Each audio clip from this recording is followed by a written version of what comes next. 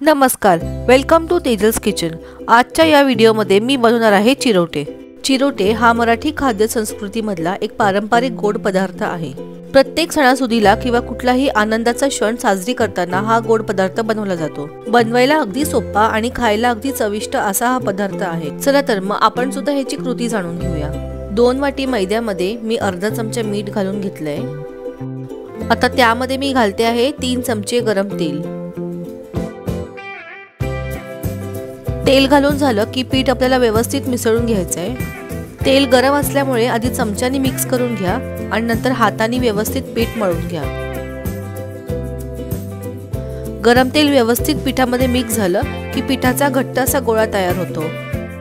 आता यानंतर आपल्याला थोडं थोडं पाणी घालून हे पीठ मळून घ्यायचंय।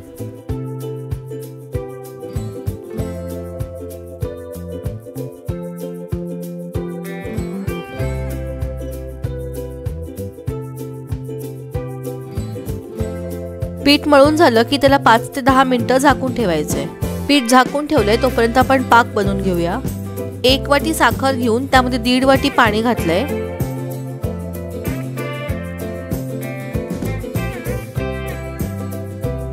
आणि त्यामध्ये 1 अख्खी इलायची मी घालते आहे।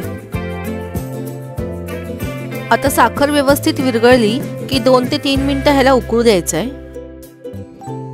2 ते 3 मिनिटांनंतर तुमचा 1 तारीचा पाक तयार होतो। आता आपण साठा बनवून घेऊया।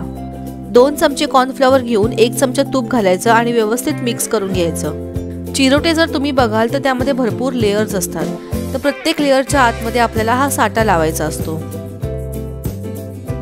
आता 10 मिनिटं आपण आपलं पीठ झाकून ठेवलं होतं। आता ह्याचे गोळे तयार करायचे आणि चपातीसारखे गोल लाटून घ्यायचे आहे।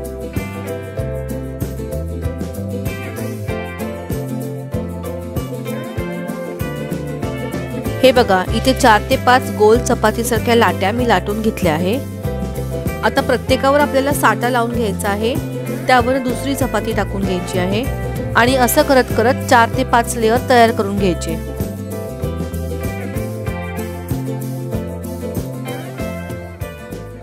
सगळ्या चपात्या एकावर एक लावून झाल्यानंतर आता ह्याला व्यवस्थित असं रोल करून घ्यायचं। आता ह्याचे छोटे छोटे भाग करून कापून घ्यायचे आहे।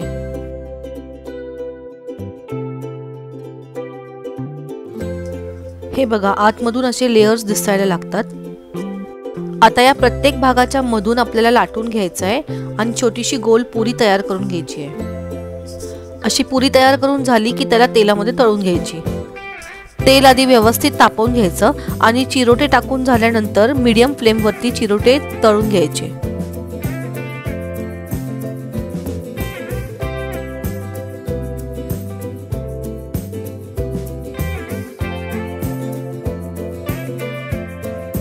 हे बघा, एकदम खुसखुशीत असे चिरोटे तयार झाले।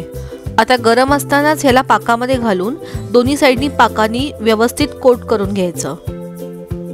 अशाच सोप्या पद्धतीने तयार झाले आहे आपले पारंपरिक चिरोटे।